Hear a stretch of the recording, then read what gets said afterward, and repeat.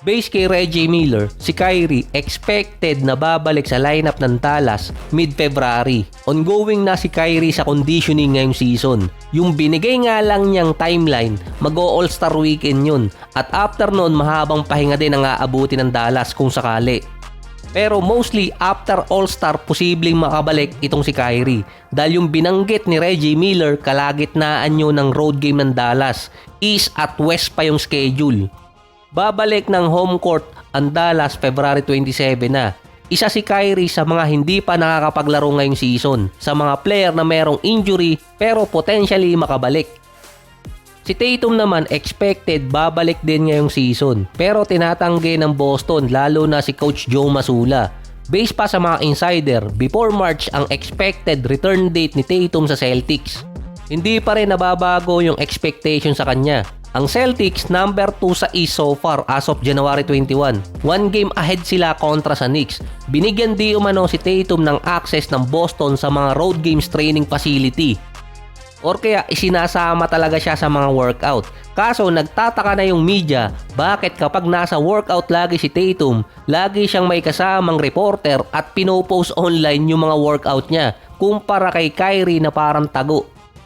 Parang tama talaga yung hinala ko dati dahil yun kay Jaylen Brown. Si Kyrie sa mga workout niya, nakikita siya mismo sa mismong arena kapag merong nagbi-video na iba or kaya nasa practice ng Dallas dahil sumasideline si Kyrie bilang coach. Based kay Chris Mannix na isa sa mga insider, hindi talaga aksidente na laging makikita sa mga workout si Tatum na may kasamang reporter dahil gusto niya talagang ipaalam na babalik siya. Tama din naman, baka kasi makakalimutan siya sa Boston dahil best season ngayon ni Jaylen Brown na another level, puwera usog. Almost 30 points, 6 rebounds, 4 assists, 48 and 36. Nasa MVP ladder si Jaylen Brown ngayong season.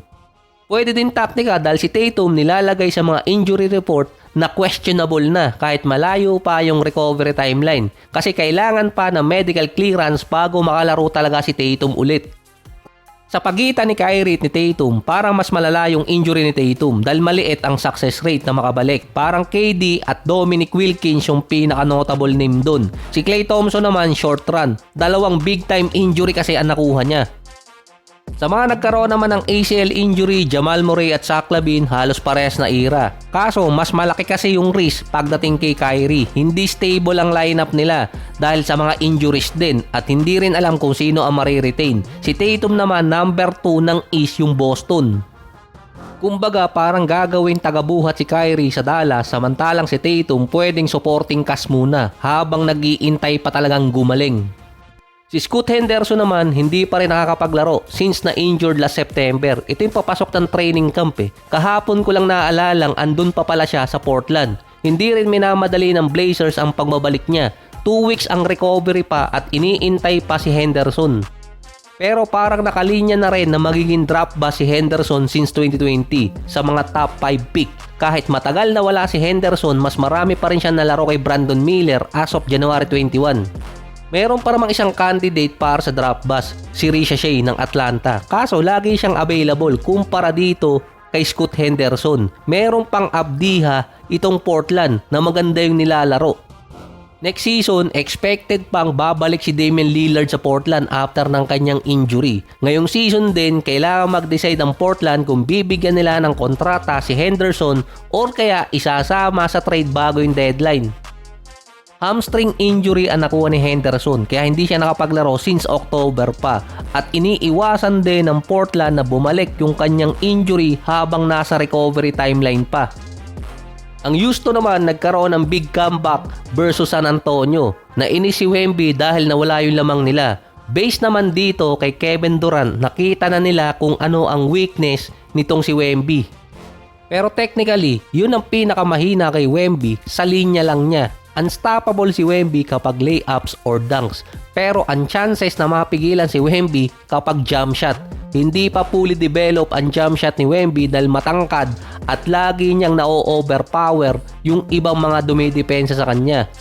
Kaya based dito kay Kevin Durant, pinababayaan na lang nilang tumira si Wemby ng jump shot. Parang sa NBA 2K kapag sinagad mo yung height, kahit i-99 mo yung jump shot, sumasablay pa rin. Parang sinabi ni KD, hindi rin naman nila mapipigilan kaya magdasal na lang na sumablay yung tira at humiling na lang sa wish ko lang. Parang hindi weakness ni Wemby yun dahil wala ka naman chance para pigilan din yung jump shot niya dahil ang taas ng talo ni Wemby hindi rin naman basta-basta aabutan. Based sa stats ni Wemby ngayong season, ang may pinakamababang shooting siya, jump shot 40%. Mataas pa rin yun kung ikukumpara sa ibang player. Pero sa linya ni Wemby, yun ang pinakamababa at dun mo lang siya pwedeng mapigilan. So far, talo ang Rockets sa tiebreaker kontra sa Denver. Tabla naman sila kontra San Antonio sa regular season series. May 2 games pa. Sa technicality, pwede makuha ng Spurs ang tiebreaker dahil lamang sila sa division ranking. May advantage ang Rockets sa ibaba ng standing, pero wala silang advantage sa taas nila.